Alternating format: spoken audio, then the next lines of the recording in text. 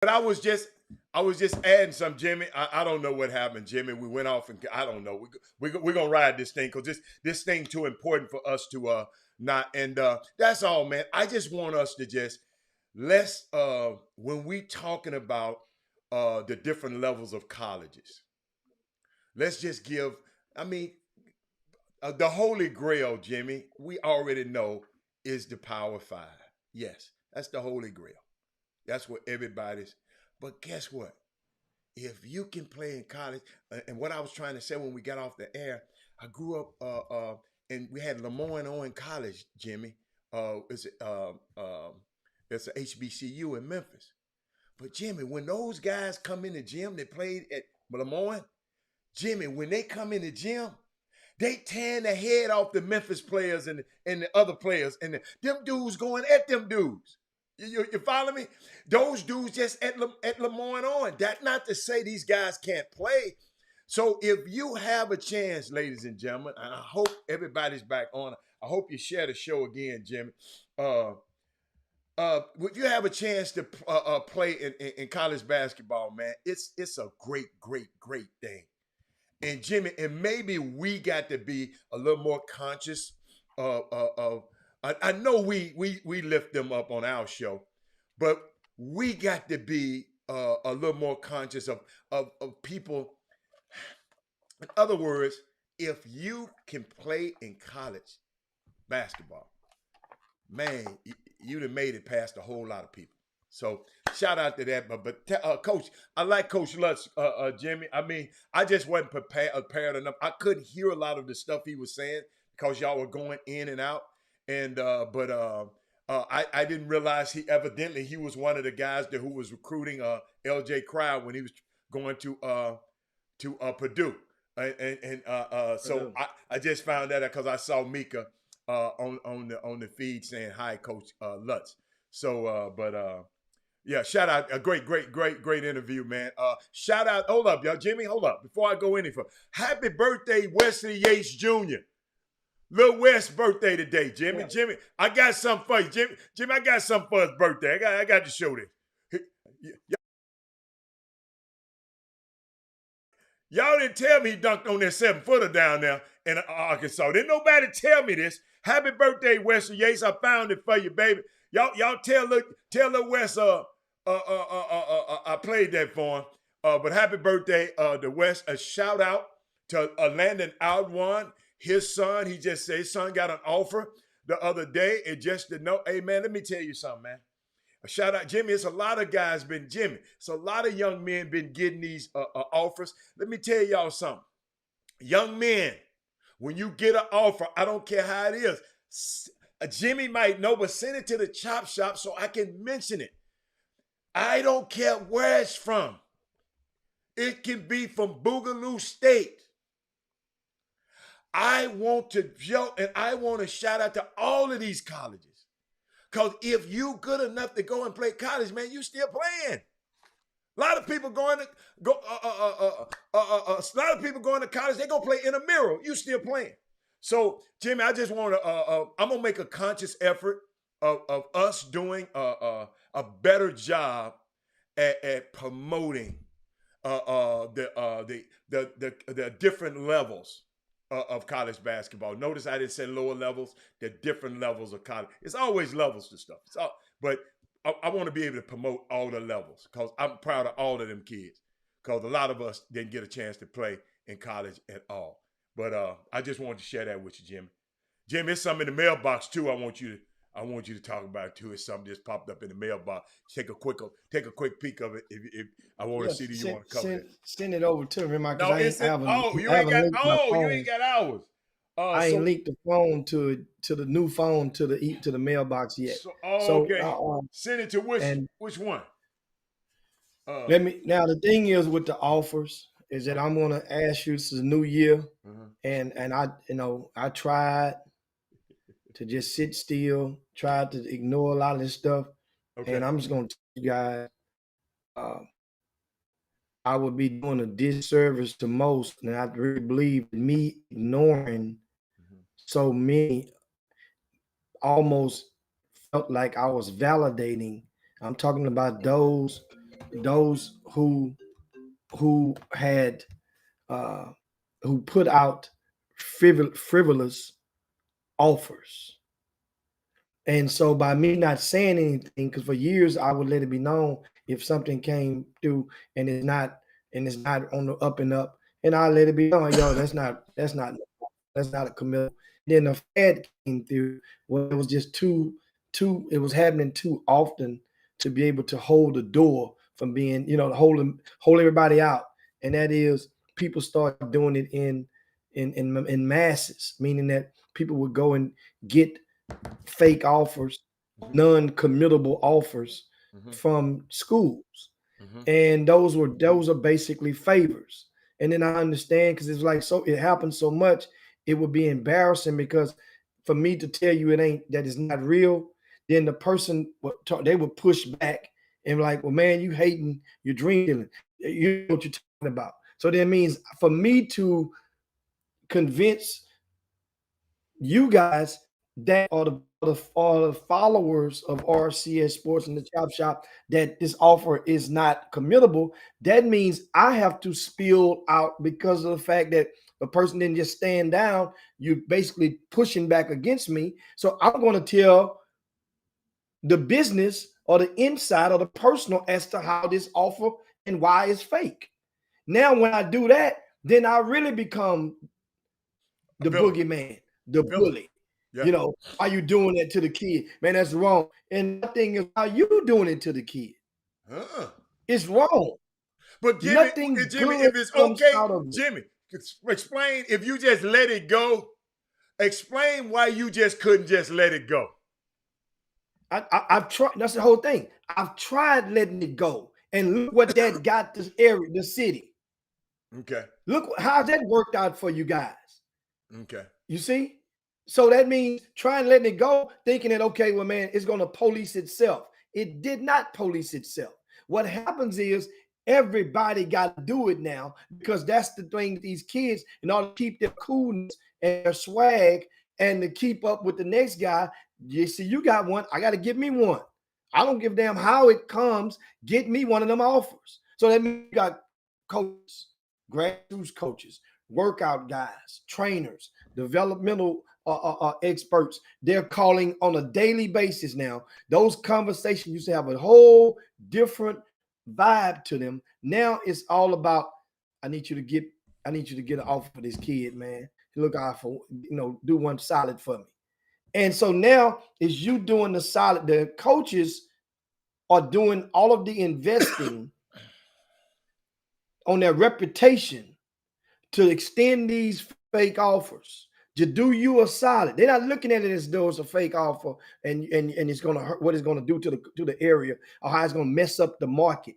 The college coaches are not looking at it like that in a sense. Many of them are looking as though, I've been knowing you for 20, 30 years. You my dude. Whatever you need, man, I'll do that for you. That's how the coach. So that means now it ain't even the same, coming from the same place. Okay. But from there, I'm like, I got to go back and talk to these college coach. Here's what happens. If a kid who's ranked number 70 gets an offer from, let's say, let's be real with it. Let's just say Texas A&M Corpus Christi, because they were on, for example. Okay. Number 70 in Houston, he has that offer. Here's what happens. The grassroots coach, or the people in the circle of kid that's number 10 in the city, that don't have an offer from them yet, or number 20, they're going to look at Coach Lutz and say, oh, really? You offering this dude? And my dude is the same position, and we know he's way better than this dude. You know what, Coach? I feel you. In their mind, they don't even come asking, don't come recruiting my kids in the 7th grade, in the 10th grade, or the 9th grade. Since you feel that way, stay over there. Keep offering them dudes over there. You don't want to offer my kids. And this is what happens, how it messes up the market. And then when those coaches come in and recruit those guys and calling those same guys, those guys are holding that venom for that coach. And the coach don't even know it. Coach thought he was doing his partner solid. and he come recruiting your kid, and you like, what's up, coach? You drive with him. He don't even know. But hey, he's all energetic, and you're like, you're like, oh, now you calling now, huh? Oh, now you want to recruit one of my kids, huh? So to speak. And it goes on and on. Then when the coach really finds out and you tell him the truth in that phone call, the coach got the phone like, damn, yikes, really? I didn't even realize. So then it's like, you know what? Okay, you know what? I just had to go around you. I go to the parent, I go to the high school coach. It messes up relations. It messes up the market. I can see how that and can happen. that's why I ask you guys. That's why when people come to you with the offer, do a favor, start asking them. It's simple. You don't have to do a background check to find out. Don't worry about that. What you can say, who is the coach who offered you? And when the last time that you talked to him? When did you talk to him? And when did he offer you? And then some people say, no, my so-and-so told me, or they coached. I didn't talk to him. Those are red flags. Red flags. So the kid and the parent should vet that information that somebody give to them. Like if the summer coach come give.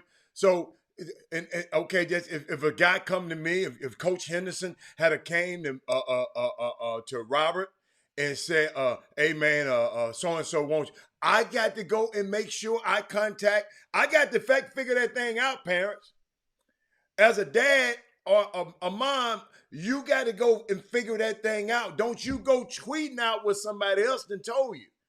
Go vet that information. And let me tell you something. Nobody has an excuse. A while back, we had an excuse. But as of now, with Jimmy's visibility and the chop shop, you got an email that you can call, and people call and there's no reason, unless you want to be fooled or you want to be tricked, then we can't. Ain't nobody can help you then, Jimmy. Nobody can help you. But that right there. But Jimmy, and these people are so sensitive in this community. They're so sensitive. People can lose friendship. Looking upside the coach. Oh, I mean, absolutely. Dude, all I did one time is transfer information from a parent to somebody, and this dude don't speak to me no more. All I told him, the parent just said, man, don't handle her son like that. And he mad at me for life. I said, first of all, evidently it don't matter to me. But I'm just showing you how people in this industry can just get, they so sensitive and get mad at you for life. Yeah, man, we ain't gonna talk, man. Yeah, we saw that. We talking about something else right now. Boss life. We talking about something else. We ain't talking about that AB crap right now. But that can go on and on and on. Let's wait another week. We're gonna find out some more stuff about AB next week. We'll talk about it next week. But Jimmy, that's a great. I don't know. Was that in your email? That was in your email, or you just got said, okay, man, I got to start addressing this fake offer stuff. And that wasn't in the email. That was something I was just talking about. That's one of the things on the heel up, because I'm trying to help you guys be able to at least not let anybody tell you anything. Not to saying you don't trust them, but you want to. Here's the thing. Don't you think time you tweet out an offer coming from a certain college, and that certain college coach from our state, people will know that name if you tag and listen or list the name of the college coach as well? That will help the college coach. This is why I ask you guys to start asking who's the coach who offered you. You see? Those coaches, as more people note and take note of that, then what it does is it can help that coach in his quest to, he may be up another job. He may be up for their people and the athletic. You never know who sees that stuff if it happening every other day. And certain coaches, certain schools are offering, and this certain coach, his name is a common denominator on various kids. and they're committable.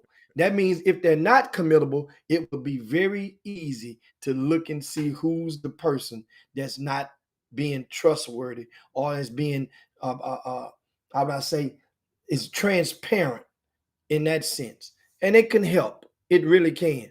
And because now what happened, here's the thing.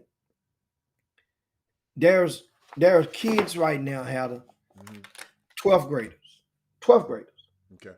that we are already in the territory which I projected back in the fall. Okay. I said that this class would compete with something, I think 2022, I'm sorry, 2002, as one of the least signed Division One classes in the history of Greater Houston. I told you guys back then. And you know what happened back then? No, people tell you, man, he don't know what he's talking about. Oh yeah, they were trying to tear your head off. Yeah. Yeah, he don't know what he's talking about. Yeah. You don't realize these kids, they did well in this. And I'm telling you, so now, if I don't say what I'm saying right now, then whoever believed you back when I projected, when I made these projections, these forecasts, then they're going to keep believing you.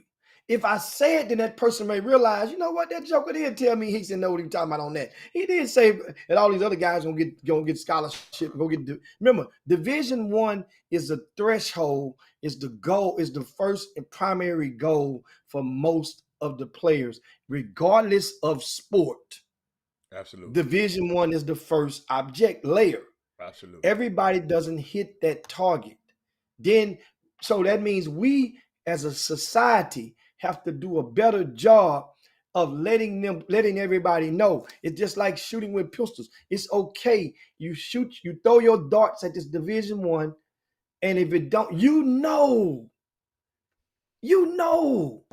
that it ain't there. And you know the one that might have an opportunity. But so many people, Hatter, you don't want to hurt people's feelings.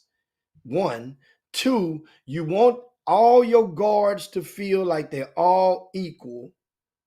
You see? So that means one, you don't want to steer one and let the other parent know that the other one is getting recruited, because it would piss off the other parent, because they're saying, hold on, we both start together in the starting lineup. My son the same size. My son, and guess what? It's okay.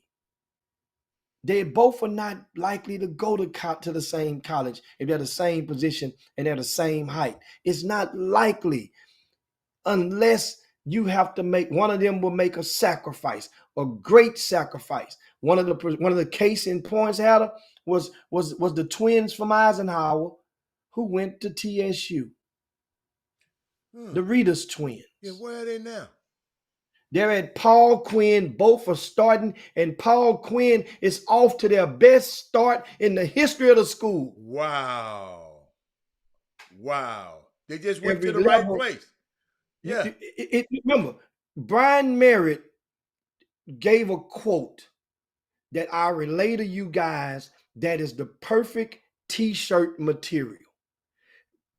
Coach Brian Merritt, he says, in regards to recruits and players, eventually they all end up where they belong. Remember that. Eventually they all end up where they belong. And that's the ticketing regarding to that. But I wanted to give you guys a list of, while I was talking, of guys that are 12th graders in Greater Houston who are not signed. I list you about 10 of them who are not signed, Adam. And let's understand this thing, a lot of people, we think these guys are, and many of them are Division One prospects, but they are not signed right now, right? And start off with Sam Bradford, right? So Sam Bradford is over at Goose Creek Memorial High School. Okay. Right? He had an offer on a committable offer on the table with Lamar University back at the end of the summer. Right? Okay. A committable offer. Alvin Brooks came there. They had an offer on the table. They liked his eyes. They watched him. They offered him, and he did not commit. He wanted to take a gamble on himself. Okay. Sam Bradford is 6'5". He played and started on the EYBL. As it stands right now, he has no Division I offers. That could and is likely to change. Yeah. But it's the fact, it's still the fact. It's not likely that he can commit to that Lamar offer right now. It's not likely. Now, it's possible, but not likely. Okay. Another kid, Seth Jones at Dickinson High School. Seth Jones, I mean, you're a young fella he with mom. leads Dickinson in scoring. This Dickinson team has been rocking and rolling. They're ranked in the top 10 in the state of Texas. You know, they have a big game on Friday. I think I'll be over there on Saturday. They play Clearbrook. How did he play against Wesley Yates? No. I wasn't at that game. Okay. I think Doug was at that game. Beaumont United, and he played well in the first half for certain. One of those halves, he was dynamic, and then it let off. Like, you know, I don't know the number, but Doug is watching on the feed. Okay. He can probably correct it. Okay. So that's 2. All right. Now, in all likelihood, Seth Jones is probably likely to end up at a junior college. Okay. Okay. That's okay. In all likelihood. Okay. So that's fine. Guess what? A Division I head coach just came on the Chop Shop 45 minutes ago and explained to you guys he purposely recruited and they're kicking butt, and it's working out fine for those young men. How about another kid? Trey Miller. Trey Miller is at Concordia Lutheran. He's about 6'1". He's a floor general. He's a guard. And Trey Miller, I mean, he's a Division I prospect. But every Division I prospect, just because you're a Division I prospect, does not mean that you're going to get a Division I offer. Think about it. So it could come for him, but he doesn't have an offer at that level now. That's his goal. So he's gambling on himself to go and try to attain that plateau. I like that. Guess what? Willie Williams. Oh, and Trey, that's won first place in the private school tournament this past weekend. Yeah. He's been kicking butt. This kid had a shoulder injury. Remember, this is the only team that's beat Ani Umada with the Taka team out of Dallas. When they came for the Hoops Giving Classic. Yeah, they beat, Concordia Lutheran, Trey Miller, them beat those guys. Okay. Trey Miller, remember, he had a shoulder injury. Gotcha. I like that. Taka hadn't lost any other game this season but that game. Taka beat Legacy a week and a half ago. Gotcha. So with the same team. So now another kid, Willie Williams, 6'5", unsigned senior, has been leading Westfield in either scoring or rebounding every year since 9th grade. Oh, that's the big fella. That's the one. Yes, I like him. So and the kids like Willie, understand. But Willie looked like a football player, though, really, Jimmy. But he got such quick feet. He can play something. Okay, yeah. He's not the first and not the last. I got you. But at the same time, it's confusing to a kid like him because in his mind, I'm killing everybody. And he feels like, well, damn, I've been doing this for so long. How come these other guys get Division I and I'm not? That's a good one. And I'm going to tell you something. If you're watching and you're Willie Williams, or you his parent or his relative, and I'm going to tell you, this is 2022. And I'm going to, you know how you go to one of them old Southern churches and they use the term and say, we're going to open up the altar. I'm going to open up my line for you guys to do something I used to do a long time ago. And I'm going to give it a whack just to keep the candle lit and help you guys to be able to help yourself, because everybody's not able to watch the Chop Shop live. Some people get it at 5 o'clock. Some people get it at 8 o'clock tonight. Everybody not able to get it during their lunch break. Absolutely. Like you guys. Absolutely. But if you're related to Willie, okay, then you just give me a text, and then we'll connect. I want to talk to you. I got you. The parent. I like that. The parent. Good job. And see, here's the thing. And this is where it goes, Hal, where it ends up. Is that I just named you 5 guys. Right. Right? I think I gave you 5. Willie Williams, Trey Miller, Seth Jones, Sam Bradford. We'll throw another one out there. Tyree Davis. Ricky Davis' son over at Dawson High. Yes. He's 6'6", 6'5" and a half, 6'6".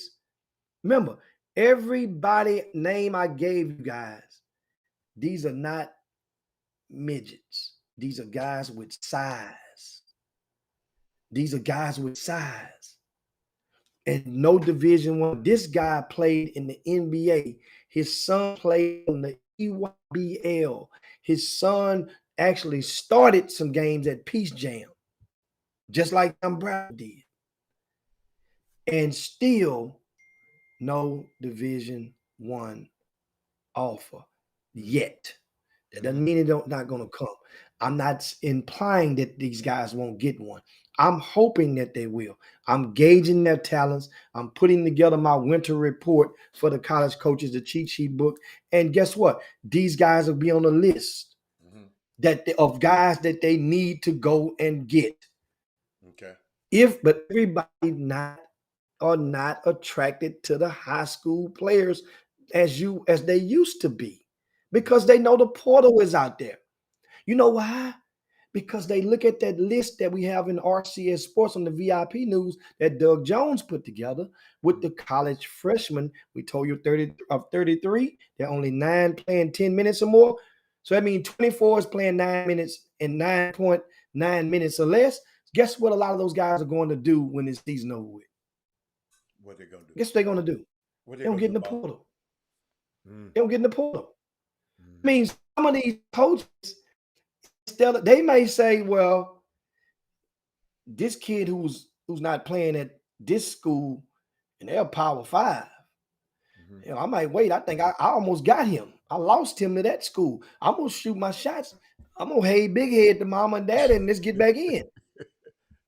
This is what goes on. They're not necessarily going to call them mom and dad per rules, but they will call that grassroots coach.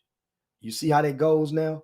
Back to messing up the market. So if you messed up the market, you can't go back to that coach and tap in as easy because they're going to box you out.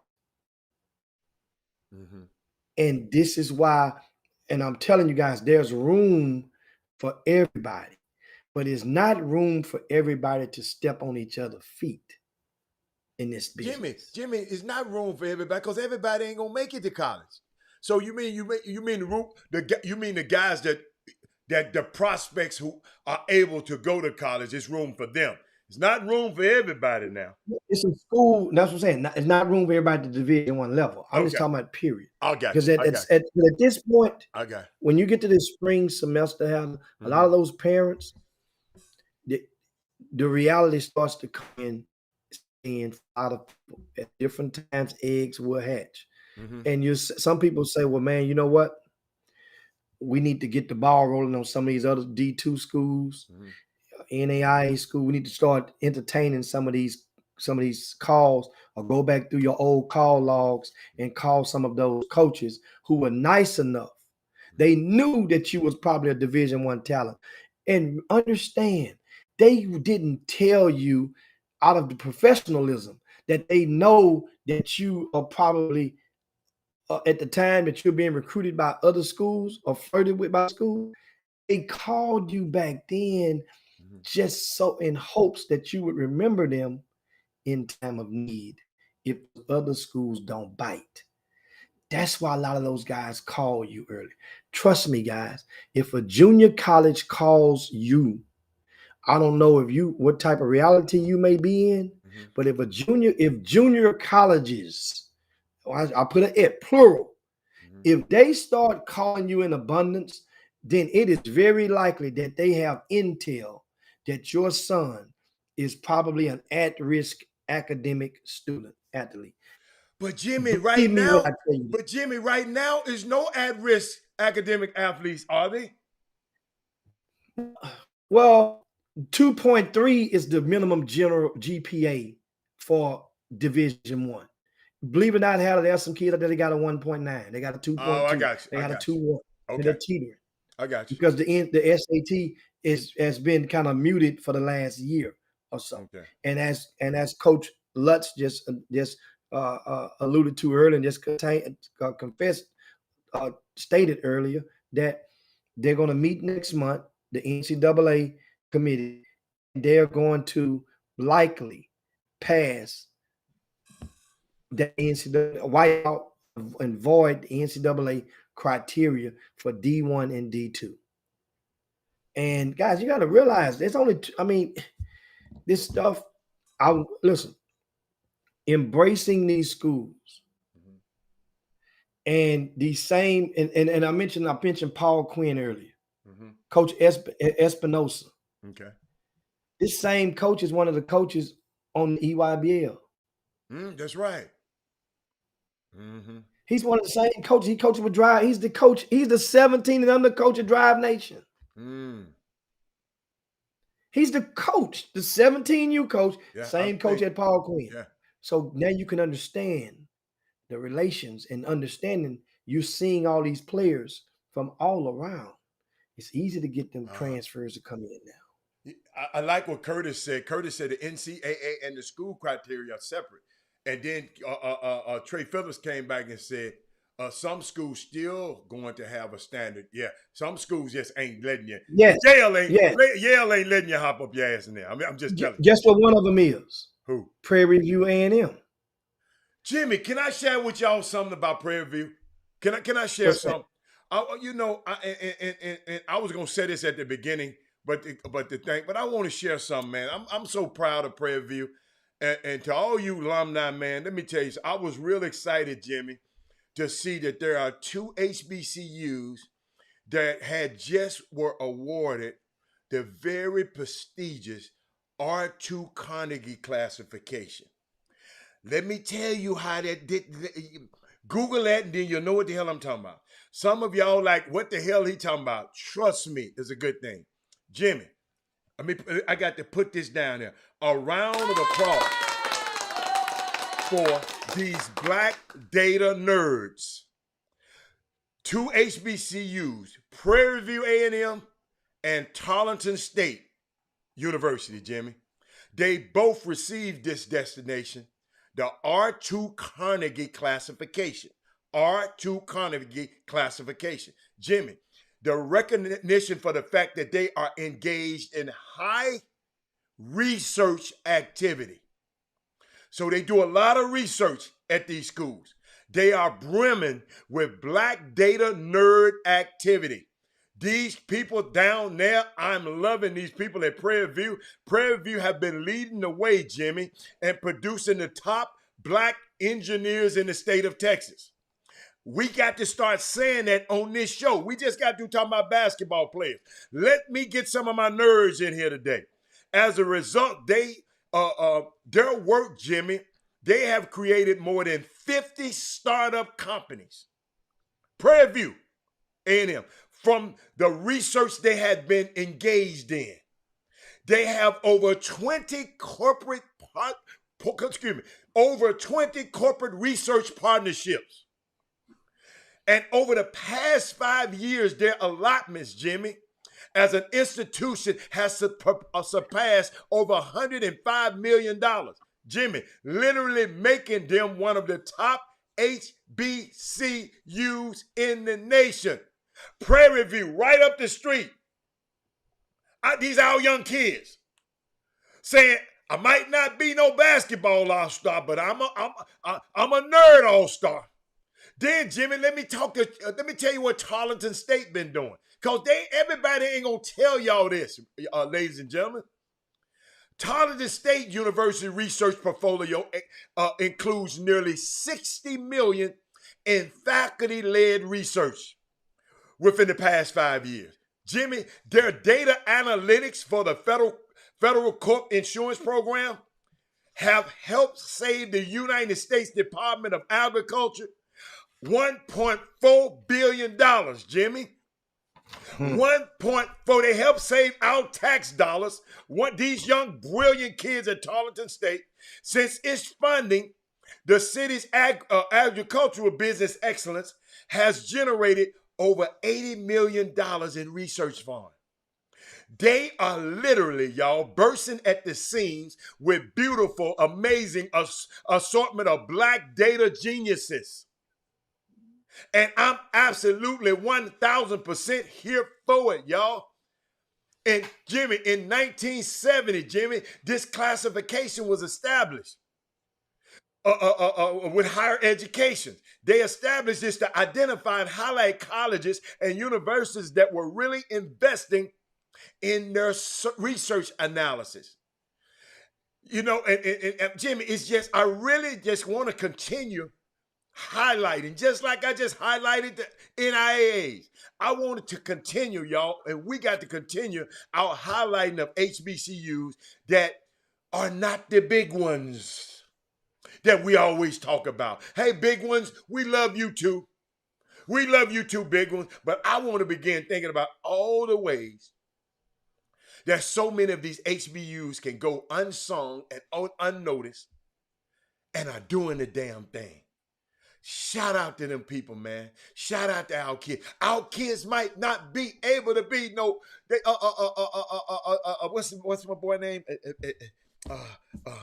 At U of A. I mean, they went to how I forgot the kid's name. Quentin Grimes. Your kid might not be, but guess what? He could be one of these guys. Y'all, when it comes to really thinking outside of the box, when it comes to being imaginative and disruptive, these young kids, I'm proud of it, Jimmy. I couldn't go another day on this show without uncovering. There's so many gems, Jimmy, in these institutions that are doing this work, and they're doubling down on investing in our black students. We got to talk about it. They're investing in our black community. We got to talk about it. I'm thrilled and excited about this. Let's begin a habit, ladies and gentlemen. Let's begin a habit of highlighting this work and recognize why it's so important. See, Daniel House going to Utah. Duh. Trey Phillips, right in the middle of what I'm talking about. I understand. Y'all can't help it. But guess what? Our HBCUs, Jimmy, are really bucking the trend. They're really doubling down and investing back in our students. And Jimmy, this don't neatly fit into the traditional ways we see ourselves. We don't see ourselves as a black data scientist. I'm talking about this. We got somebody talking about Daniel House. I understand it, and I understand it.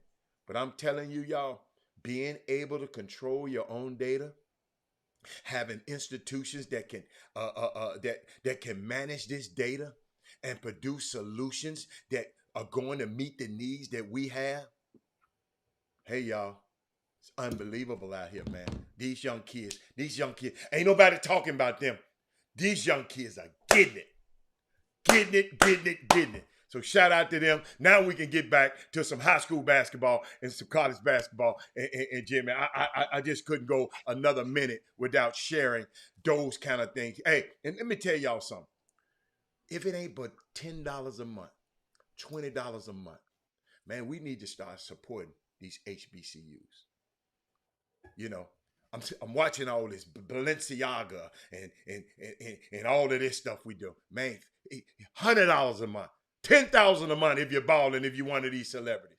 We need to start thinking about it, supporting these HBCUs. I'm just telling you, because they doing stuff in this community that, guess what? Your son might not be able to be a basketball player, but he can be an engineer. He can be a data analyst.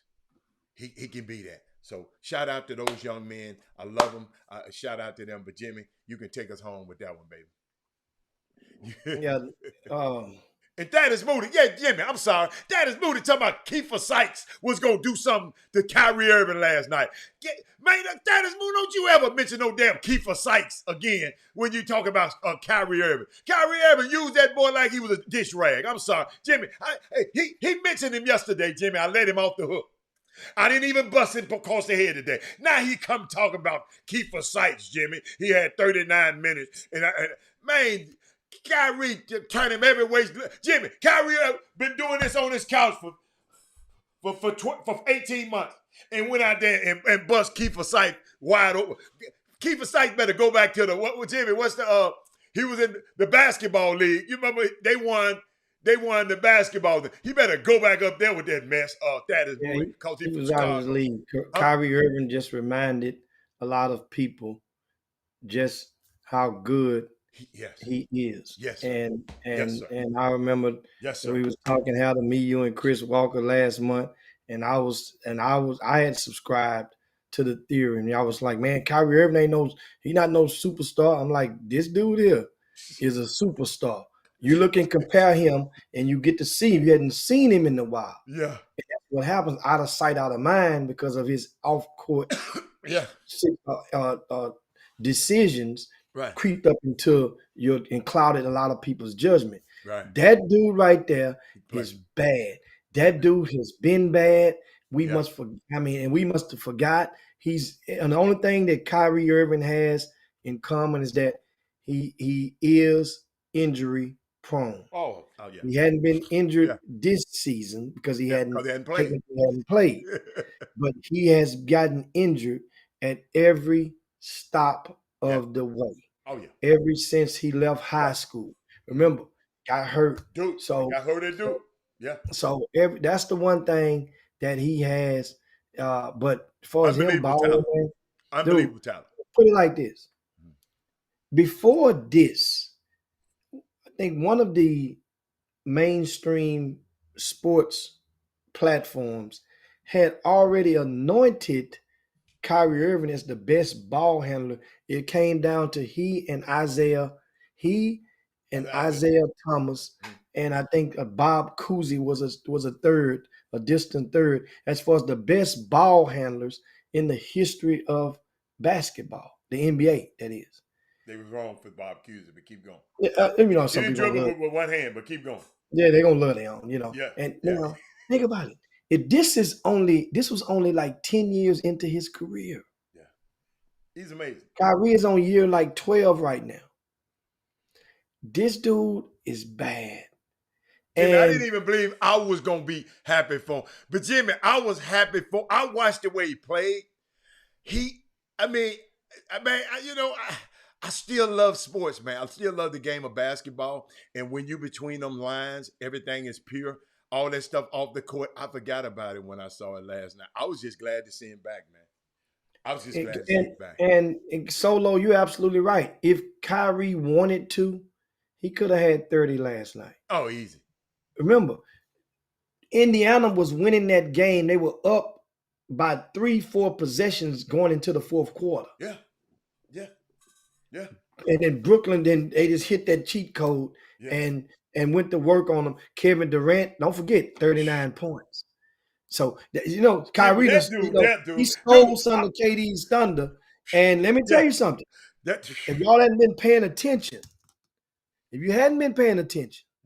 just in case, because sometimes you got to realize, man, if people in mainstream media will sway us to certain areas that are certain to believe certain things that we normally not subscribing to.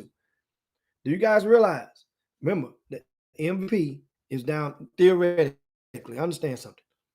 Kevin Durant, in no particular order.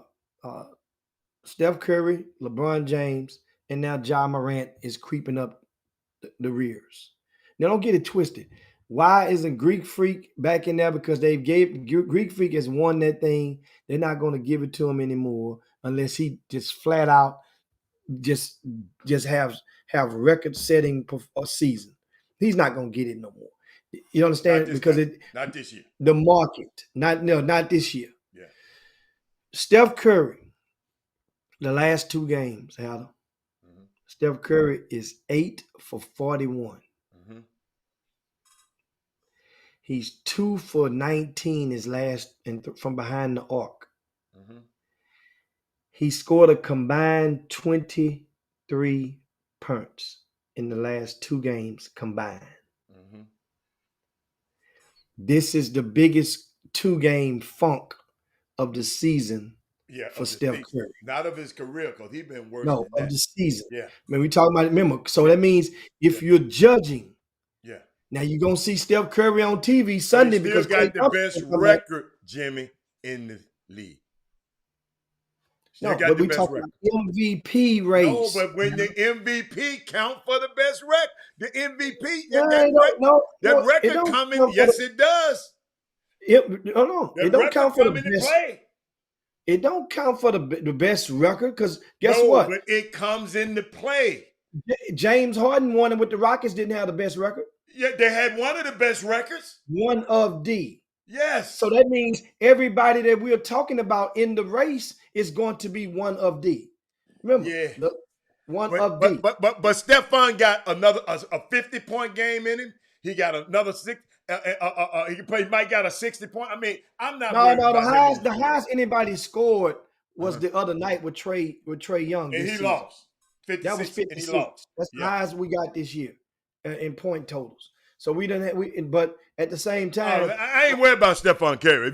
If you going game by game on 2 games, if you trying to bring a 2-game synopsis up on Stephon Curry, that's a bad analogy right there. Okay, understand. 2 games. On the night when Steph Curry 2 games scores 14, Kevin Durant goes for 39. No. I mean, you might be judging it like that, but I don't judge it. You're gonna be watching every step of the way. Wins, losses. Yeah. So that it's gonna matter. It's gonna factor in. Oh, Stephon is not a runaway with this thing. He got a chance.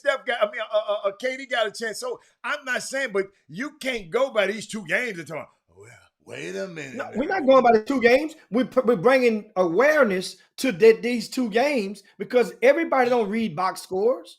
Everybody don't go and read and watch the news and watch sports and all the way through. And guess what? Last night it was all about 2 things. It was all about Kyrie coming back and Dirk Nowitzki's retirement. Oh, and that was a great retirement. In the midst of Dirk's retirement, I love that. You know, you might get a blurb. They're not going to highlight and remind, Steph Curry only had 14 points. You ever went to those basketball games and you at the home team? Jimmy. And when somebody else score, they say their name real low.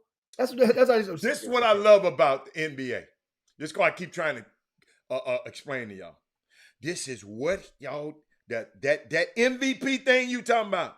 It's what he do in 82 games, the 82-game series. We got a lot more basketball to go. We got a lot, and y'all used to, well, he should be waiting until the playoffs is over. No, this what he does of an 82-game season. We ain't got to. We're close to the halfway point now.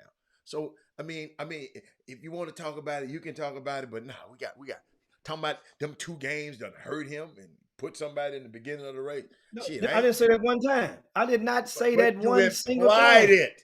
No, I did not. You implied it. Why would you make? Okay. Excuse me. Implied mean you threw it out there and mentioned it. No, why would you mention? Why would you providing a factual so that you people would know that he is in a funk right now. He's going to bounce back and score 40 or 50 on Sunday, probably when Clay come back or the game after that. I'm just letting you guys know because guess what? If that was LeBron, but if you implied it, understand. If it was LeBron who scored 9 points one game and 14 points the next game, guess what the world they would do out there?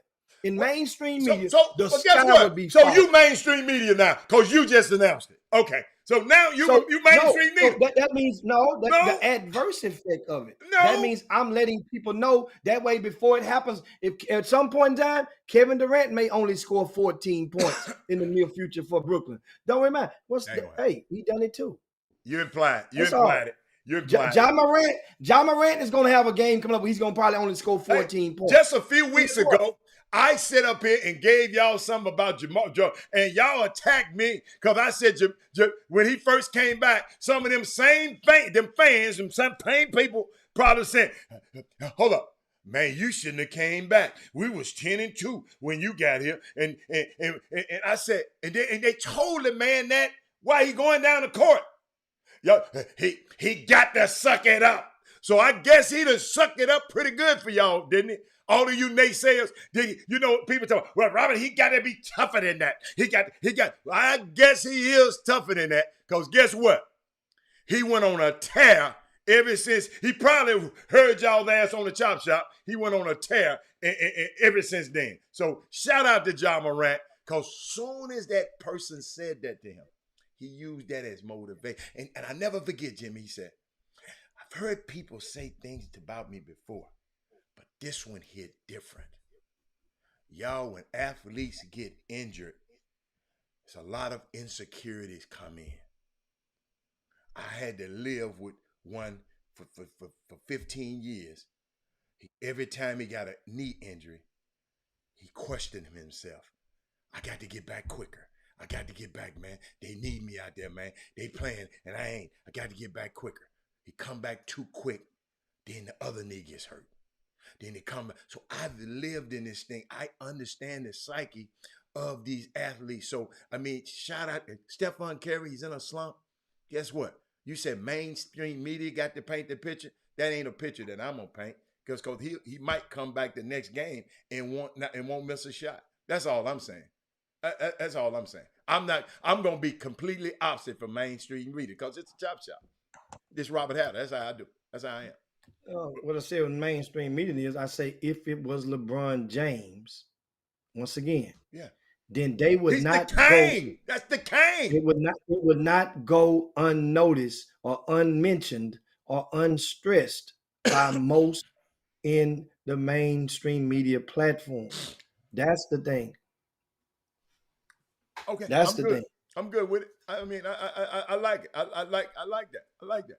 Hell, I might need to So go pay him a visit. What is Barry McDonald? What is y'all talking about? Oh, Kerry Holmes. Thank you, Kerry Holmes. He said the Chop Shop has gotten off to 2,000 excellent shows this year. Boy, hey, it's more. Hey, wait, hold. Hey, Kerry Holmes, we ain't done. We're not done. Kerry Holmes, we're not done. But Jimmy, you can get us out of here, man. yeah, yeah, it's Let's go that get some time, of work course, done. guys. We're at the end, and I had, man, the mailbag.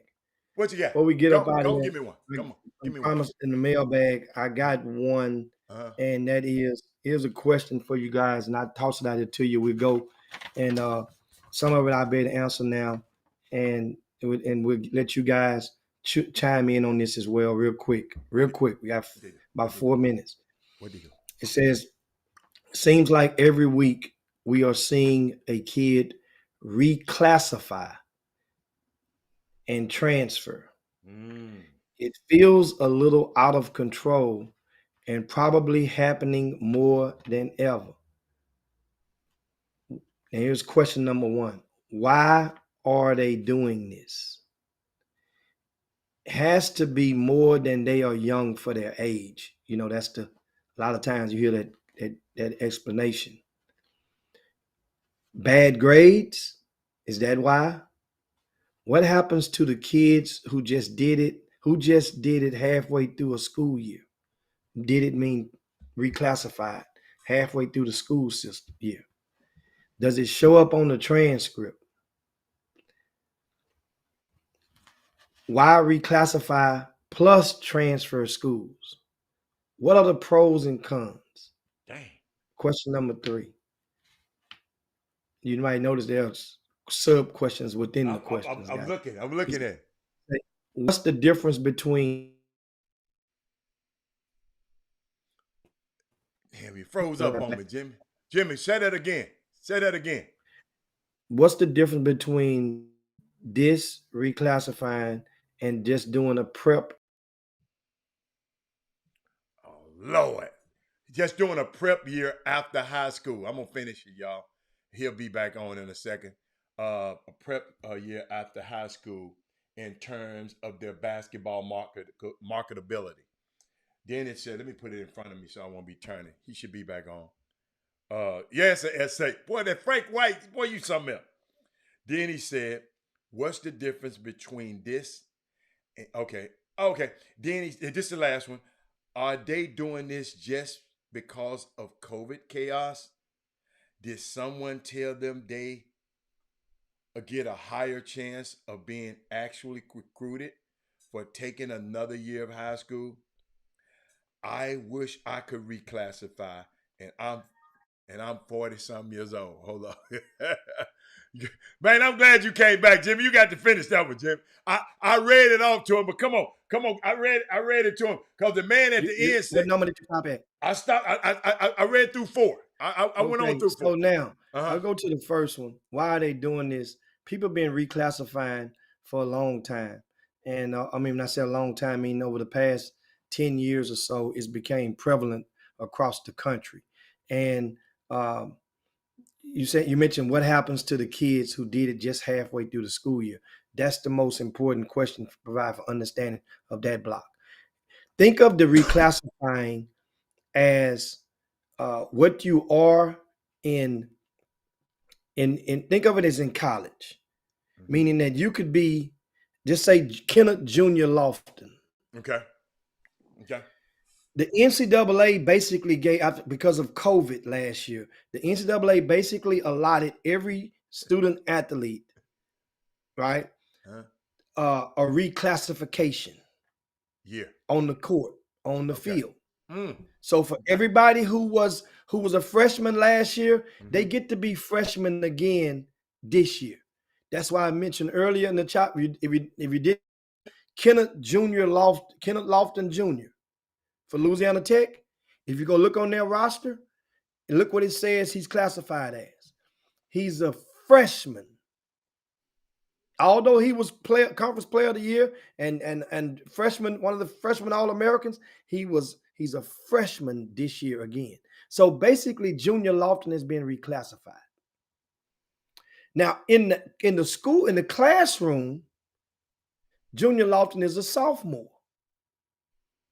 So the reclassification purposes works, and it applies for his athletics. Now, here's where it gets tricky in regards to the high school system. The NCAA, you have a rule. You have 8 semesters. 8 semesters. If you're playing at a state-funded school or a private school that's a member of an institution, of an organization, say TAPS, SPC. Well, I'm sorry. Yeah, TAPS, SPC, UIL. You have 8 semesters to play of eligibility. So you could reclassify in those if you so deem wish, because nowadays there's no paperwork that you have to fill out. There's no governing body. That's why you see most people when they say reclassify, if you did it, if you see most of them that say it, they end up going to a charter school, prep school, one of those types of schools after they do it. Here's the reason. Because even if you reclassified at a public school, right? So then that means when you get to the 12th grade in the academics, you could be whatever you want to be on that court, right? But when the academics, when you get to that 8th semester, you're done. You can no longer play. You're no longer eligible at the UIL or TAPS or whatnot. Right. So that's why a lot of people, it doesn't, because public schools aren't going to go for that. They're going to acknowledge and identify you on their rosters as to what you are in that classroom. So that's why you see guys in public schools, they will not, because it would become, that head coach could get in trouble for doing so. There's no rules when you go to a PSAT or a Premier Academy or a Legacy, the School of Sports Science, in the same fashion. Kid may reclassify, and you can do what you want to do with your babies. So that's now the thing is, if you reclassified and went to one of those schools, I'm giving examples. Our school, we'll use Dallas and those schools like that. And you decide to go back to the public school system, you got to go back to the grade that you were supposed to be in. You see how that go now? Just because you say you this, that only applies if you go take your butt that way. But if you try to come back through the public school, that means those who reclassify, they are not going to be eligible in the 12th grade. If they wanted to go back to one of those public schools, can't do it. So hopefully that answered that. That's good. And regarding to that part, the most important part, we get the other ones. We can go and we can tackle. Say why you reclassify plus transfer schools, and I just basically tackled number 1 and number 2 of that already. Had the pros and cons. Yeah, and I basically did a good job. Gave you that. And what's the difference in doing reclassifying and just doing a prep year? Well, the prep year is they call it the slang for it is post grad. Here's the why. Okay. Let's say if you want to play,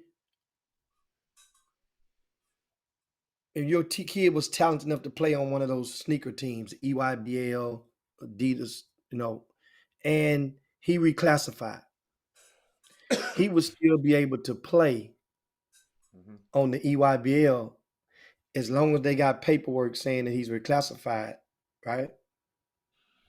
Right? Now, if he goes to post-grad, let's say he played 17U last year, he's an unsigned senior. Let's say DJ Richard.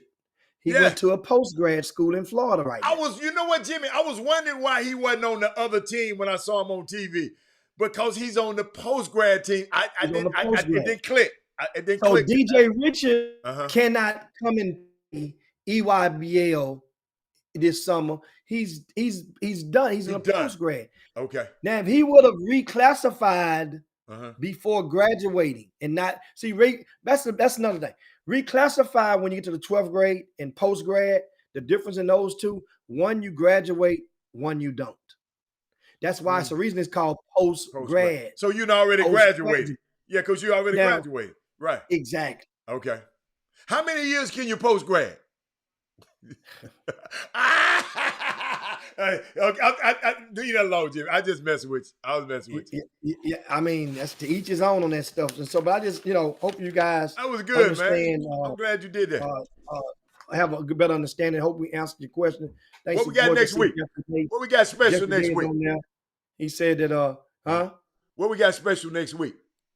Next week we'll get another college coach for you guys, maybe 2 next week.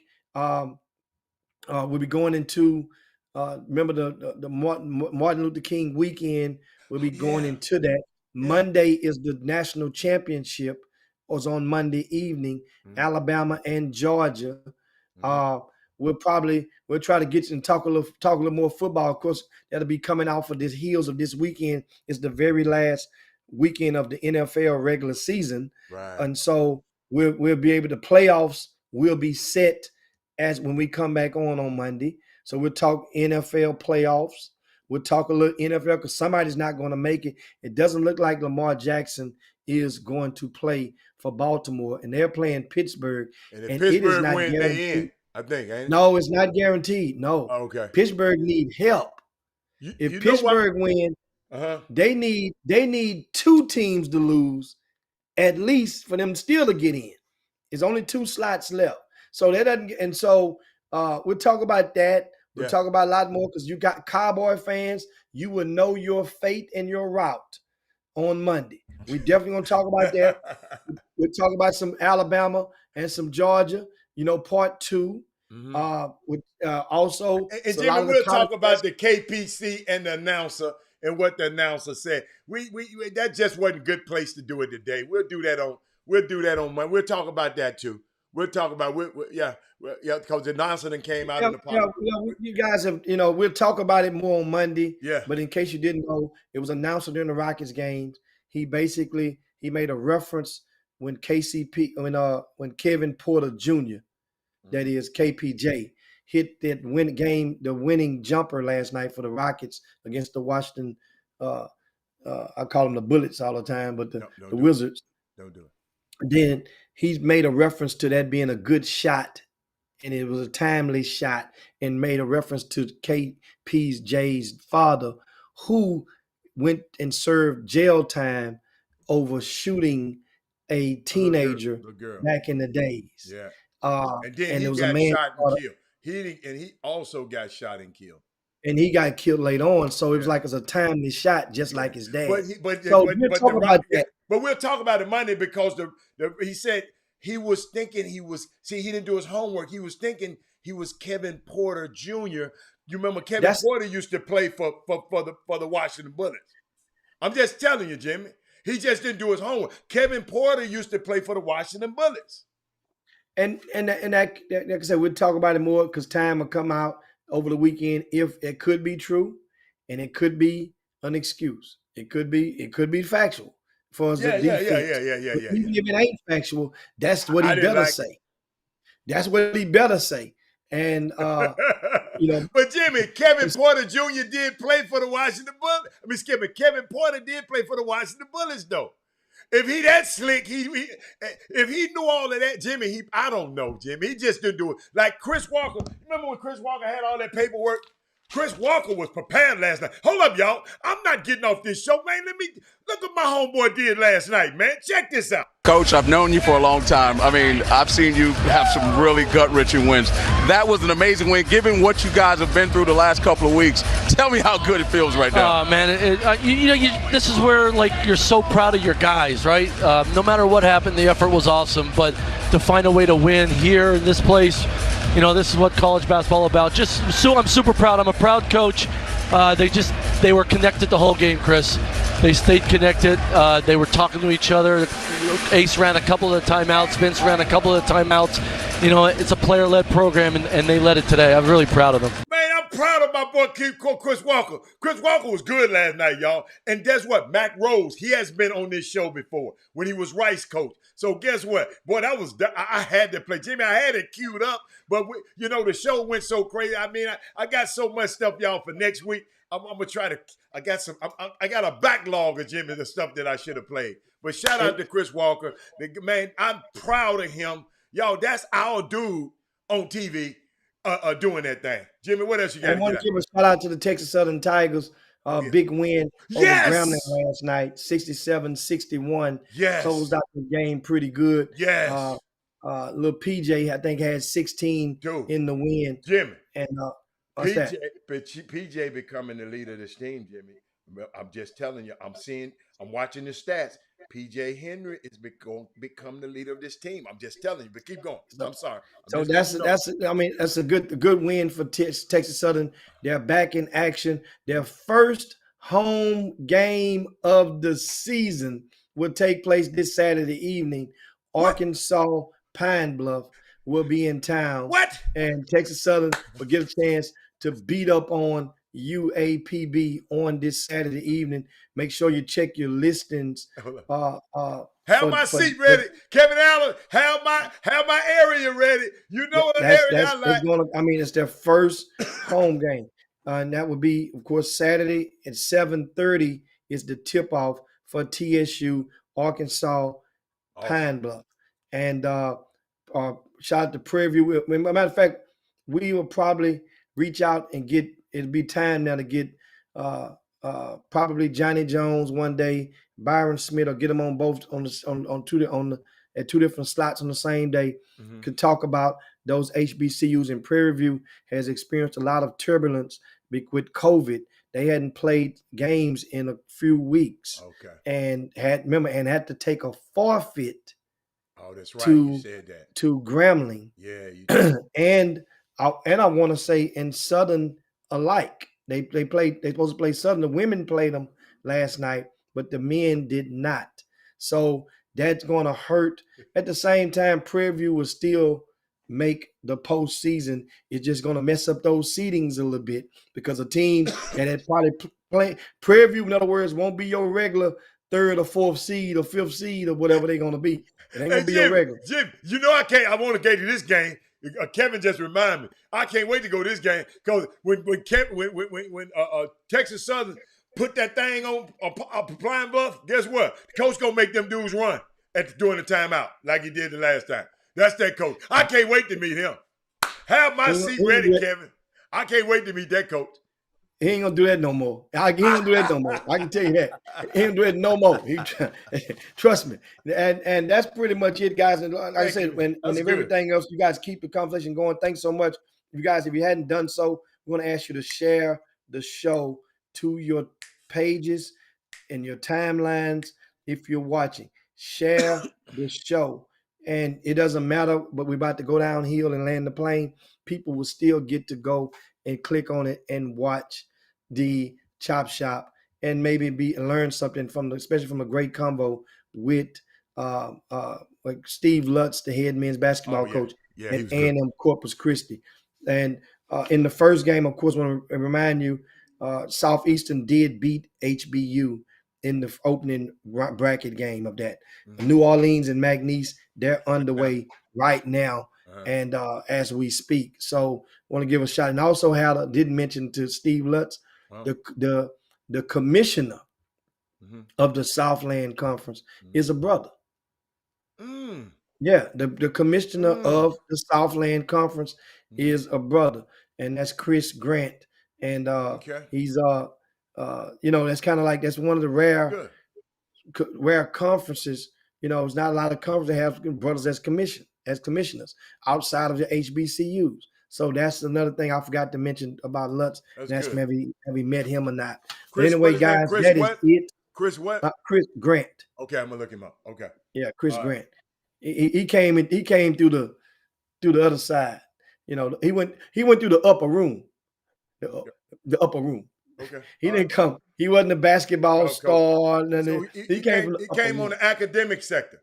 Yeah. The academic. Well, Jimmy, that's a great thing, Jimmy, that's a great thing, though. Yeah, I'm just saying, like, for people in Houston, that name sounds synonymous with a former basketball star at Smiley High School. His name was Chris Gant, but Chris Grant. So that's a familiar name. People may think, I think I know him. Nah, I got you don't know him, guys. But that's pretty much it, man. Thanks everybody, man, for tuning to the Chop Shop. Make sure you share that show one more time on your way out the door. We'll be back with you. Shout out to Beaumont United, who's in New Orleans. They're playing this evening in the opening round of the Sugar Bowl Classic basketball tournament. Beaumont United. However, when you guys don't panic when you see the scores, I'll give you breaking news on the Chop Shop. Terence Arsenault will not play this weekend. He's not expected to play this weekend. Once again, Terence Arsenault is not expected to play this weekend. He has his foot in a boot, and as a result of the injury he sustained. How about this? A week and a half ago, when they played against PJ Haggerty and Crosby, he suffered a shin injury, but he still went and played in Arkansas this past weekend, led the team to the championship game, and that aggravated that injury in the process of doing so. So Arsenault is not expected to play. So we'll see what Beaumont United, this Beaumont United team that's going to be playing, is basically their team for next year, because they bring everybody back next season. So we'll see how next year's Beaumont United team fares against Louisiana's best teams in the state in that tournament. And they have a couple from Memphis, from Tennessee. I think they have a Georgia as well. It's going to be down there. It's a thick tournament. Okay. And we'll keep you guys posted on rcsports.com. All right. I'm glad you told us that. Well, that's it. We up out here, guys. For Robert Hatter, this is Jim Hicks. Peace. Man, Chop Shop. We up out here. You guys have a good weekend. It's going to be rocking. Jim Hicks. Rob Hatter. You are now tuned in to the Chop Shop. I'm Retro. Let's get it. We in the Chop Shop. We live in the Chop Shop. We talking sports talk. We live in the Chop Shop. We in the Chop Shop. I'm talking sports talk. So turn your dials up. It's live in the Chop Shop. We in the Chop Shop. We live in the Chop Shop. We talking sports talk, we live in the chop shop.